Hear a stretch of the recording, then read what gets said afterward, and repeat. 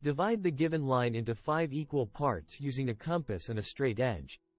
Draw any line with any length to form an acute angle with the given line. Use any radius to step off 5 equal parts on this construction line.